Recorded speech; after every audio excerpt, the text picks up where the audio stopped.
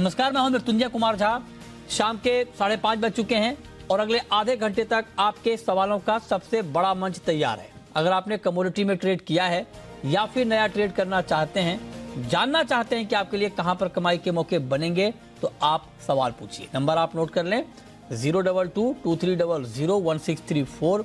इसके अलावा आप 02223001635 पर भी अपना सवाल पूछ सकते हैं।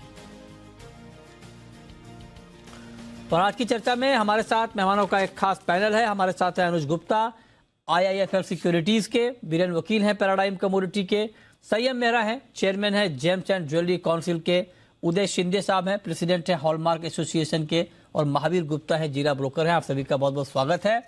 चर्चा की शुरुआत हम करने जा रहे हैं हॉलमार्किंग की खबर के साथ। और ये खबर सबसे पहले हमने ब्रेक की आज, और आप देखिए कि किस तरह की कार्रवाई हुई है। BIS ने महाराष्ट्र के कई जगहों पर छापेमारी की है, मुंबई, ठाणे, पुणे, नागपुर में, और मुंबई के झवेरी बाजार से 1.5 करोड़ की ज्वेलरी जब्त की गई है। कई जगहों पर बिना प्रक्रिया पूरा किए हॉलमार्किंग का काम हो रहा था।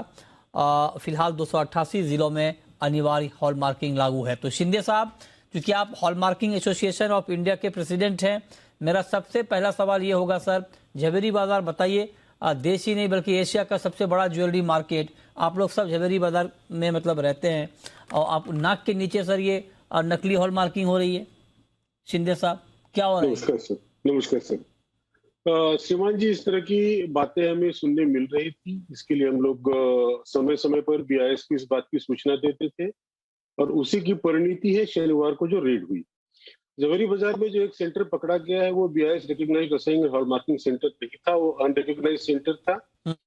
और इसके बारे में सूचना मिलने के बाद BIS ने रेड की, और हमारा हमेशा ही प्रयास रहा है कि इस तरह की कहीं पर भी कुछ हो तो हम लोग इसकी सूचना सरकार को देकर उनसे कार्रवाई करवाने की कोशिश करते हैं। तो ये जो सर नकली हॉलमार्किंग हो रही थी, ये आपके मेंबर हैं? जी नहीं सर, ये हॉलमार्किंग सेंटर ही नहीं है। एक जो झवेरी बाजार में पकड़ा गया वो हॉलमार्किंग सेंटर है ही नहीं। उसके पास कोई लाइसेंस ही नहीं था। या तो है नहीं झवेरी बाजार का, और झवेरी बाजार में सारे दिग्गज आप लोग बैठते हैं, आप बैठते हैं, संयम जी अभी हमारे साथ जुड़े हैं, जेम्स एंड ज्वेलरी काउंसिल के चेयरमैन हैं, झवेरी बाजार में बैठते हैं, सुरेंद्र मेहता जी हमारे साथ आए थे, वो भी झवेरी बाजार में रहते हैं।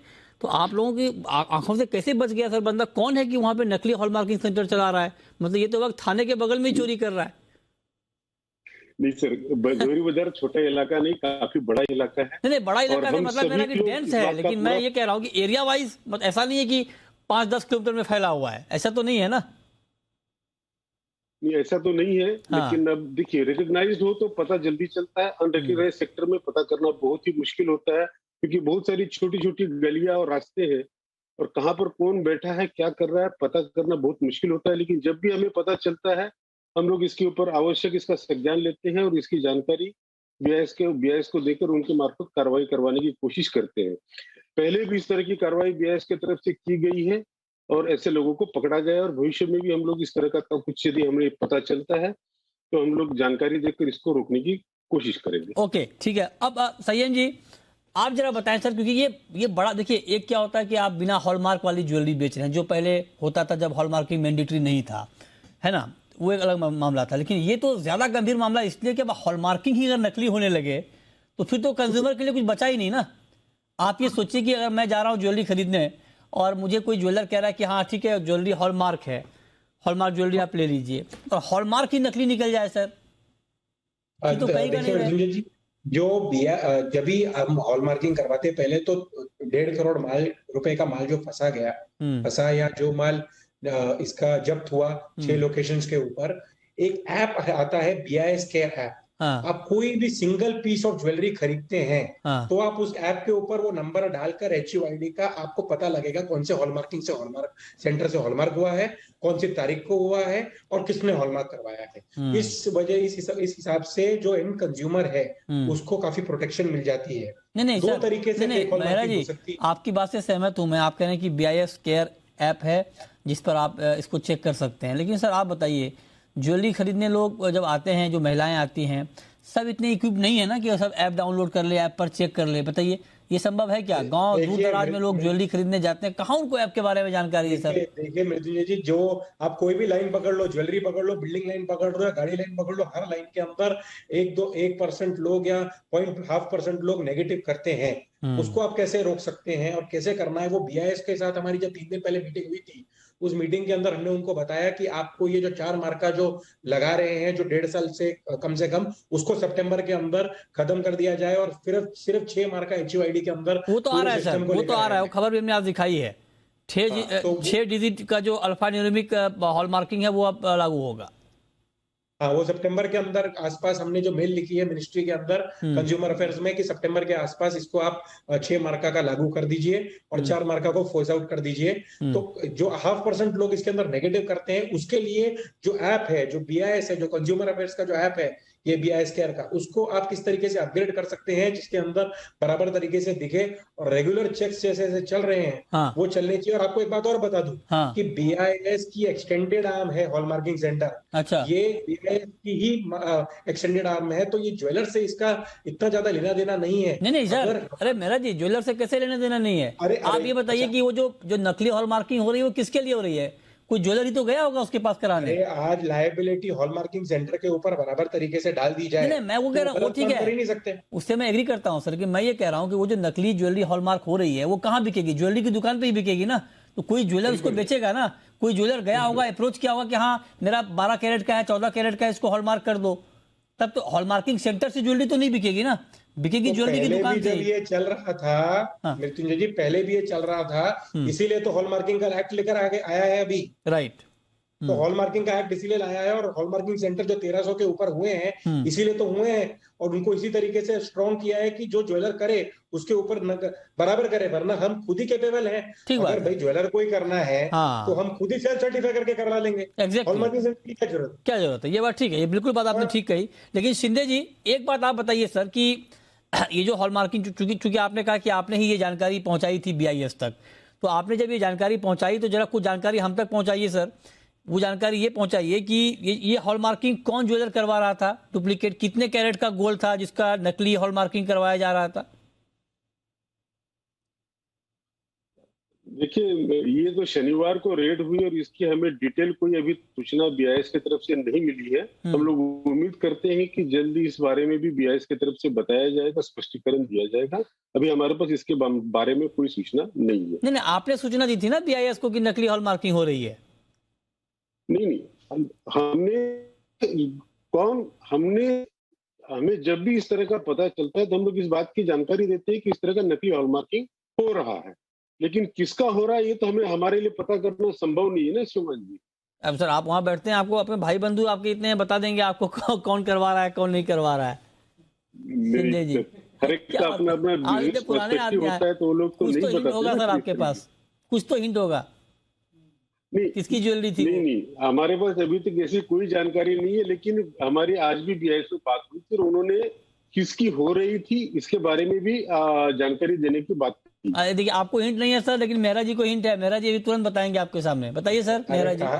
अच्छा, 99% इंडस्ट्री अभी GST के अंदर आ गई है। 99.5।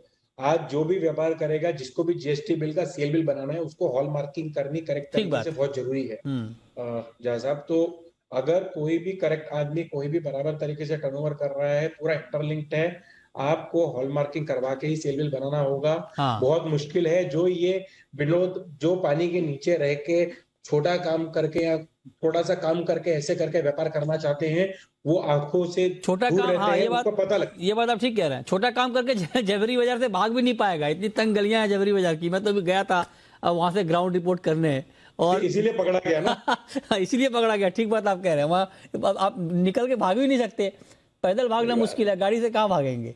अच्छा, एक बात मेरा, चूंकि देखिए ये बड़ा महत्वपूर्ण मुद्दा है ज्वेलरी हॉल मार्किंग का, और एक बार फिर से हमें ये बताने पर मजबूर होना पड़ रहा है। हमने कई बार बताया भी है कि असली हॉल मार्किंग ज्वेलरी की पहचान कैसे करें। चूंकि आप ज्वेलर हैं, आप ज्वेलरी की बारीकियों को बहुत अच्छी तरीके से जानते हैं, समझते हैं। तो आप जरा बताइए मेहरा जी कि अब चूंकि अब अगर इस तरह के मामले पकड़े जा रहे हैं तो एक कंज्यूमर के फ्रंट से सतर्क रहना पड़ेगा। तो कैसे पहचाने सर हॉलमार्क ज्वेलरी, जरा एक बार फिर से बता दीजिए आसान भाषा में मेरा जी। 6 HUID का जो मार्क है वो मार्क का अभी हर ज्वेलरी पे लगाया जा रहा है। जैसे नोट के ऊपर एक नंबर आता है वैसे ही ज्वेलरी के ऊपर ये 6 HUID का मार्क है। उसको आप BIS केयर के ऊपर जाके कोई भी नॉर्मल आदमी अपने ऐप के ऊपर चेक कर सकता है। अगर कोई अनएजुकेटेड मान लो लेडी जा रही है देखने, तो वो अपने हस्बैंड को, अपने बच्चे को बोल सकती है कि BIS केयर के ऐप से ये 6 मार्का का देख सकते हैं, जिसमें आपको प्रोडक्शन डेट, हॉलमार्किंग डेट और आपको कभी हॉलमार्क हुआ कौन सी तारीख को, वो सब उसके अंदर दिख जाएगा। वही एक मात्र अगर डिटेल मिल जाए हॉलमार्किंग जानने। हाँ, अगर सर BIS केयर ऐप पे डिटेल मिल जाए तो मतलब आपकी हॉलमार्किंग अच्छी है, मतलब प्योर है, उसमें कोई दिक्कत नहीं है, राइट? राइट। और नहीं मिले तो इसका मतलब गड़बड़ है उसमें।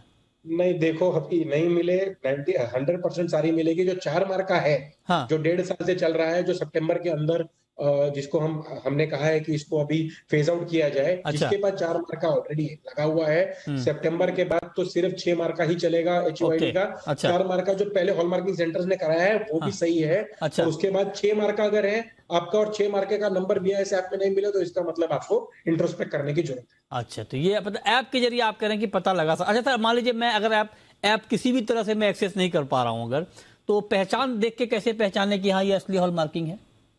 देखो, हॉलमार्किंग का लोगो और जो लगा हुआ ही है उसके ऊपर, और लोगो के बाद ये है उसके लोगो। अगर आप बराबर तरीके से कोई भी ज्वेलर के पास जाएंगे, उसके वो अपना ग्लास से आप चाहे तो ग्लास वो देगा आपको, और ग्लास से आप इमीडिएटली लोगो भी देख सकते हैं। अच्छा। और 6 मार्का भी देख सकते हैं ग्लास से। ग्लास तो सर जो नकली करवा रहा है वो भी पकड़ा देगा ग्लास। हाँ जी। ग्लास तो उसके जो नकली हॉलमार्किंग करवा रहा है ज्वेलर, ग्लास तो वही रखा होगा वो उसके पास तो अच्छी क्वालिटी का ग्लास होगा।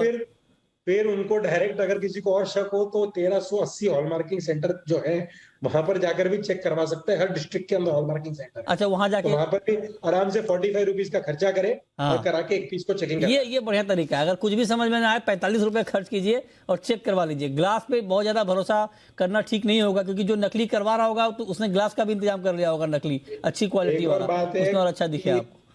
एक और बात है, जैसा मैं कहना चाहूंगा कि आज भी इतने सालों से आप अगर हॉलमार्किंग सेंटर्स के पास जाएं या कंज्यूमर मिनिस्ट्री में जाएंगे, लेस देन 0.5% कोई भी कंप्लेन अभी तक मिनिस्ट्री के अंदर टंच रिपोर्ट के लिए कोई भी कंज्यूमर की नहीं आई है अभी तक। आज भी वो ट्रस्ट पे चलता है अपने रिटेलर के।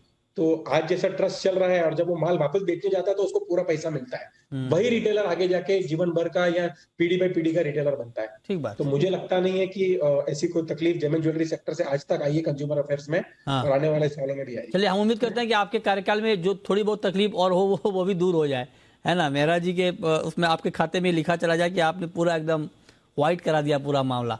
चलिए, बहुत बहुत शुक्रिया मेहरा जी आपका, उदय शिंदे जी आपका हमारे साथ जुड़ने के लिए, इस पर बात करने के लिए। आगे बढ़ते हैं, अब बात करते हैं एक और खबर की। ये खबर ये है कि आप सोचिए कि ये जीरा जहां पर लगातार तेजी के साथ कारोबार हो रहा था, इतनी तेजी कि एक साल में 2 गुने हो गए दाम, मतलब मार्केट कभी रुकने को तैयार नहीं हो रहा था, उसी जीरे में आज 2000 रुपए से ज्यादा की गिरावट आई है। जी हाँ, एक दिन में 2000 रुपए प्रति क्विंटल से ज्यादा दाम घटे हैं, 6%।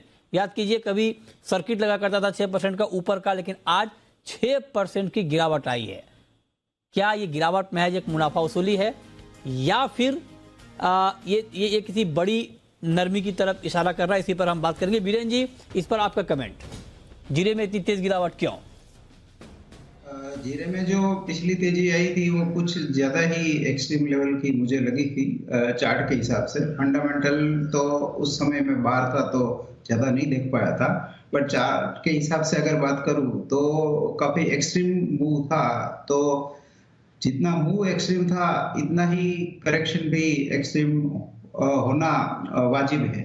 तो ये देखते मुझे ऐसा लग रहा है कि शायद और भी हम इसमें नीचे 28,000 29,000 तक के प्राइस देखेंगे। अच्छा, तो आप कह रहे हैं कि ये गिरावट अभी और बढ़ सकती है। हमारे साथ महावीर गुप्ता हैं, जीरा ट्रेडर हैं। गुप्ता जी, बहुत बहुत स्वागत है आपका। क्या हो गया सर मंडियों में अचानक इतना कि जीरा 2000 रुपए तक गिर गया? सर एक्चुअली क्या है, सेंटिमेंट बना है। हम कह रहे थे कि जैसे ये थोड़ा सा भी कभी जाएगा तो घबराहट तो फैलेगी, तो उसका ही कारण है ये बिकवाली प्रेशर आया और लेवल पीछे हट गया है। अच्छा, तो उसी का कारण बना है, और ऐसा होता भी है। अब जहाँ रुकेगा वहाँ से वापस में थोड़ी बाइंग आएगी तो उसको सपोर्ट मिलेगा। लेवल आप कह रहे हैं कि थोड़ा हटा है, तो लेवल अभी और हटेगा? अगर इसी तरह वापस कल भी गिरा तो स्वाभाविक बात है कि लेवल अभी नहीं आएगा। अच्छा, लेकिन अगर कल भी थोड़ा सा इसने वहाँ पे एक स्टेमिना रखा है या एक स्टैंड बाई पे रहा है, हाँ। तो निश्चित रूप से फिर बाहर आ सकता है। फंडामेंटल में कोई बदलाव हुआ है क्या? नहीं, कोई बदलाव नहीं, सिर्फ सेंटीमेंट पे चल रहा है पूरा। नहीं, क्रॉप कंडीशन Fundamental- की जो बात हो रही थी पहले वेदर की वजह से, उसमें कुछ इम्प्रूवमेंट? नहीं, अभी जो फोरकास्टिंग हो रही है, हाँ। जो राजस्थान में रेन का और इस तरह का बता रहे हैं, क्लाउडी क्लाइमेट है, तो उससे नुकसान तो है ही। अच्छा। लेकिन अब अभी उसको जो सेंटिमेंट इसमें बना है ना अभी मंदी का, उसके परिदृश्य में उसको नहीं देख सकते अभी। अच्छा, अभी तो नुकसानदायक है फसल के लिए। तो अब ये कितने एरिया में है, ये चीज की कैलकुलेशन करना पड़ेगा। अच्छा। अच्छा, एक्सपोर्ट की डिमांड इस भाव पर कैसी है? एक्सपोर्ट तो कमी था इस भाव में, क्योंकि बहुत ही ज्यादा हाई रेंज में है भाव। तो डोमेस्टिक डिमांड और एक्सपोर्ट दोनों ही कम हो जाती है इसमें, तो वो भी फर्क पड़ा है। और एक मुनाफा वसूली सबसे बड़ा फैक्टर है इसका। सभी लोग इस लेवल पे आके अब एक बार मुनाफा वसूली कर रहे हैं। आप देखें ना, टोटल अभी तक 3 स्टेज ऐसी बनी है जहाँ पे ऐसा कोलैप्स हुआ है। तो अभी चांसेस तो है, लेकिन फिर भी कुछ कह नहीं सकते कि किसके मन में क्या है। अच्छा। सबसे बड़ी बात ये डिमांड पे ही डिपेंड करेगा, क्योंकि फसल में टाइम कम रहता जा रहा है। ओके। हाँ। ओके।